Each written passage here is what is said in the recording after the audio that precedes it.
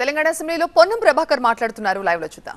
తో పాటుగా అన్నాడు తెలంగాణ బిల్ పాస్ అయ్యే సందర్భంలో డాక్టర్ బాబాసాహెబ్ అంబేద్కర్ ఇచ్చినటువంటి ఆర్టికల్ 3 అనుగుణంగా బిల్ పాస్ అయినటువంటి సందర్భంలో పాత్రధారులంగా కొంతమంది ఉండి లేకుండా కూడా మేము దీన్ని తెచ్చినామని చెప్పేటువంటి పరిస్థితి 10 సంవత్సరాలు పాఠ్య పుస్తకాల్లో కూడా ఉద్యమ చరిత్ర తప్పులు రాసినటువంటి పరిస్థితి అనేక సందర్భాల్లో ఆనాడు ఆంధ్ర పాలకులు తెలంగాణకు సంబంధించిన అంశాన్ని మరుగునపరిచారు. తెలంగాణ కవులు కళాకారులు ఉద్యమకారులు అన్నారు.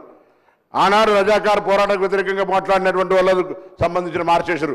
ఇవాళ కూడా 10 సంవత్సరాల్లో తెలంగాణకు సంబంధించిన వాస్తవ చరిత్రను మరుగున పెట్టే ప్రయత్నం చేశారు. అందుకే ఈ ప్రభుత్వం తెలంగాణ అసలు సిసలైన కళాకారులకు సంబంధించి అసలు సిసలైనటువంటి ఉద్యమకారులకు సంబంధించి అందరికీ సంబంధించి ప్రాధాన్యత ఉండాలి, భాగస్వామ్యం ఉండాలనే ఆలోచనతోటి ఈ యొక్క మార్పులు చేర్పులు తెలంగాణ ప్రజల ఆకాంక్ష, ఇది వ్యక్తిగతమైనటువంటి ఎవరి ఆకాంక్షలు కాదు అధ్యక్ష, యావత్ తెలంగాణ 4 కోట్ల ప్రజల ఆకాంక్ష దానికి అనుగుణంగా కొనసాగుతోంది.